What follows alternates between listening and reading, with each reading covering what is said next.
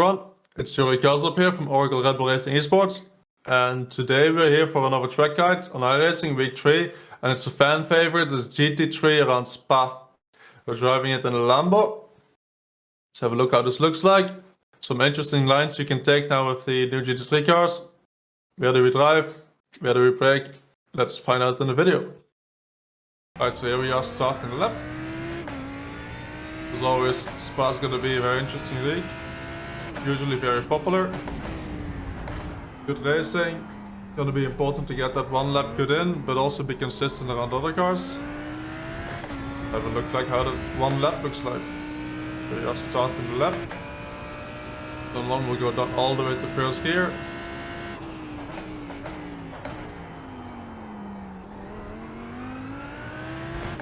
Before that good exit out of the corner. And run quite wide there with two tires as long as they stay on the curb.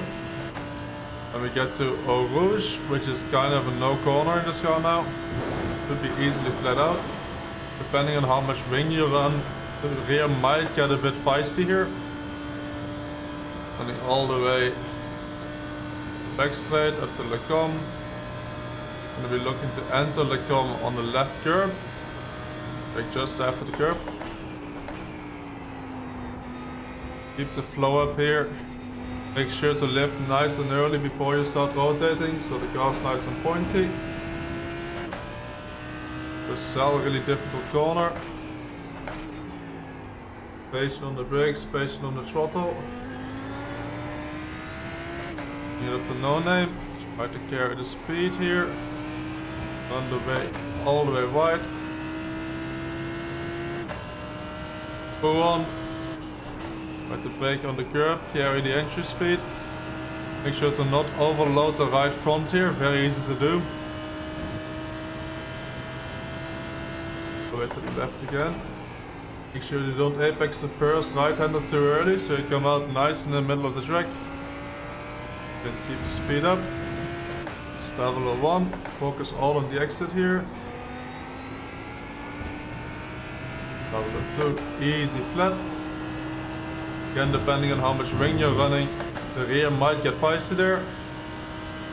The Blanchiment and these current GT3 cars, again, easy flat. Rear might get a bit unstable if you go really low on the wing. Going on to the bus stop, always very tricky on the braking. Again, down to first gear. Get tight on the first apex, setting it up for a good exit. That's the lap around Spa Francorchamps and the new GT3 cars. Let's have a look like how this looks from the outside cam. Right, so here we are on the outside cam, looking closer at the lap that we just did. Turn 1, you want to run over to the left side. Get to this white line early, and because you can't really see the brake markers, I always like to look at the skid marks on the track. Which again, like we talked about in the hot lap as well, if you're running around cars, it's going to be tricky to see. So make sure you've got a visual reference as well to the side of the track, how that looks like, so you can brake close to other cars into turn 1 without missing your braking point. And I'm driving alone. I'm looking for the gap between this dust here and the brake marks there. Let's go from the inside.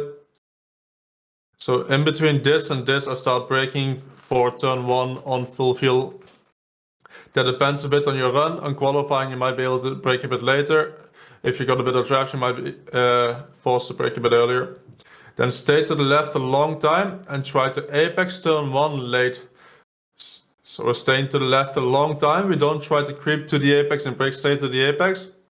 The reason for that is that we want to come all the way from the left, get the car rotated quite a lot before the dip. And then once we get into the dip, we want to use that. The compression where we get out of turn 1, we want to use that to get a lot of weight on the rear end and kind of push the car into the track and use that to go onto throttle really early. So as you can see, once I get to the apex here, my car's already turned at least 50%. Starting to point towards the exit, and that allows me to go on throttle really early. Go on throttle, and then the car gets pushed into the road. I can be flat out without losing traction on the rear, without going to DC.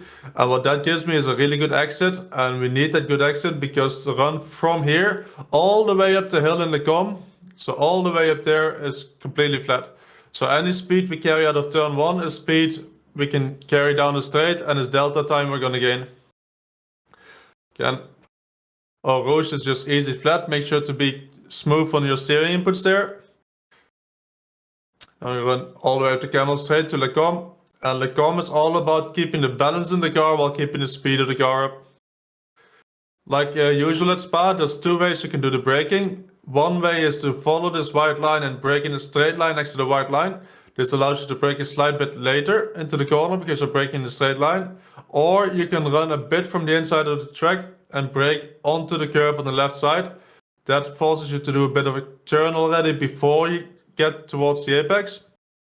But it gets you a bit more real estate into the corner because you can use the curb. Both work quite well. With these cars, I like to brake onto the curb a bit, but there's not much in it. So I'm braking. Just after the start of the curb, I start braking. Get the car to the left side. Trail off the brakes easily here. We want to again keep the speed up, and we want to make sure that the front end has the weight on it, which is really important, otherwise we're going to understeer wide. We're using this curb on the inside here, same on the left side. And then right at this direction change here, you want to tap the brakes. If you do this too late, again, the car is going to understeer wide. If you tap the brakes right at this direction change here, the car will point towards the inside. And again, we want to be on this curb here on the left side.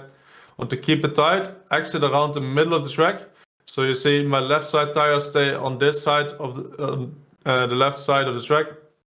It's a good reference I use. If you go too far to the right side here, you don't have enough time to open up the next right-hander. Talking about the next right-hander, we're going to the left, and again, at the direction change of just before, you want to lift off the throttle, which allows the front to get pointy, and once the front is pointy, we can immediately then go back onto the throttle way before the apex already. And if we've done that the right way, we can be on the throttle the whole time, and the car can keep rotating. Again, we want to be on top of the curb on the right side, and I run all the way wide on the left side as well. Be careful, I think the limit here is with your right side tires on the edge of this curb. Then we get to what, in my opinion, is one of the most tricky corners in not just this track, but in the game. Because it's an off-camber, downhill braking hairpin. And what I like to do here is instead of braking in a straight line on the left side and then turning for the apex, which makes it very hard at this point if you start turning in to get to the apex, I like to brake in a straight line, but towards the middle of the track a bit already. So that looks like this. And then I like to drag the brakes very, very deep into the corner, again, to have a bit of weight on the front end. So you drag the brakes very deep, down to second gear. Don't have to hug the curb on the inside the whole time. You can also take it a bit like a V. That means going in a bit faster, going towards not quite the middle of the track, but a bit away from the inside curb. Turning a bit heavier, pointing your car at the exit, and then after you've done that heavier turning, you can go on throttle earlier because the car's a bit more straight. You can run a bit wider here on the exit, but if you run too wide onto this curb, again, it's going to be tricky to get towards the right side curb of No Name. When we get to No Name, it's quite easy here again to slow the car down too much. You only need to tap on the brake, but you need to step on the brake right before you start turning in a lot. If you do it again, if you do it too late, the car's going to understeer down the hill. You can either hit this inside curb here like we do in Le Com, or just drive on the red and white curb. If you drive over this, of course, you've got a slightly bigger radius, but the car gets upset a bit. Both can work. And then on the exit, you want to have your tires, the left side tires, right on the edge of this rain pipe to use all of the track that we're allowed here. It's a bit more than a couple seasons ago. So if you're allowed to use it, we should use it. Carry a bit of more exit speed out of the corner. Then we get to Pouhon. And Pouhon braking is all about how close to this edge of grass you dare to brake and open up the corner. I really like the feeling and the balance the car gets if I'm on top of this curb, but you are close to the grass, and if you hit this grass, you're going to go wide. Luckily there's a lot of runoff, so you don't immediately hit the wall, but it's very tight if you brake on the edge here like I'm doing. So try to get as close to the edge as you can. And again here, because we trimmed most of the downforce away from the car, you want to brake in a straight line, not while we're turning. So we're braking a lot in a straight line. Once we're going into the corner, we don't trail brake much because the rail will be light here. Normally the wing is quite trimmed away from the car for the straights. meaning we can't rely on the rear downforce here too much into the corner. We have to go off the brakes quite early. Had to go to the inside, and again, early on the power here. Like I talked about in my lap, sometimes if you get understeer early and if you're still just going flat out through this corner, it works for 1 or 2 laps, but the right front tire will take a beating, and that will cause it to heat up and lose grip after the first 3 or 4 laps. So if you see in your races that you're doing 2 or 3 laps with pace of the people around you, you even think that they're slow, but after the 3rd or 4th lap you start dropping more and more, that's a sign that you're probably in these high speed fast corners using the outside tire a bit too much. And we get into pit path. Again, we brake all the way on the left side here, close to the curb. And I want you to late apex this one. If you get to the inside here before this brown starts, then it's going to be very hard to keep it tight and get a good entry for the next left-hander. So I want to late apex here. And then keep it around the middle here. The same as in Lecom, you want to be able to be on the right side of this line in the middle of the track here when you start turning it for the left side. Same here as well. Before you do the direction change, tap the brakes a bit.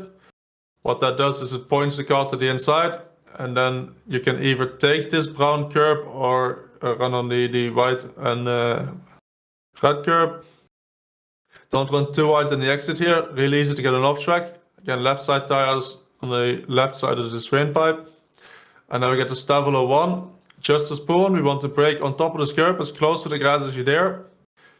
The closer you are to the grass, the more lap time you gain, but the more risk you take as well. Brake a lot in a straight line and try to set this corner up so you late apex and you're on throttle early. So I'm getting to the inside quite late, but I'm on throttle really early. Carries the speed all the way out of the corner, just like turn 1. Stavolo 2 is easy flat, just like turn 1. We want to carry that speed out of the corner, so the whole straight, we're working on the delta, we're getting 1 or 200 standard straight. Blanchimont as well, easy flat.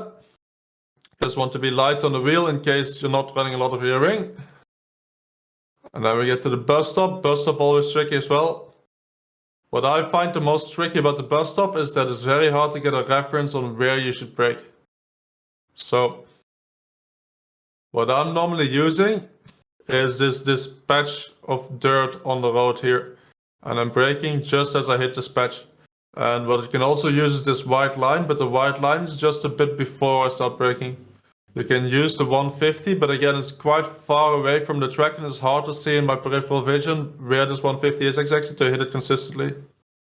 And another thing we want to do, just like into entering Lecom, is we want to brake in a straight line.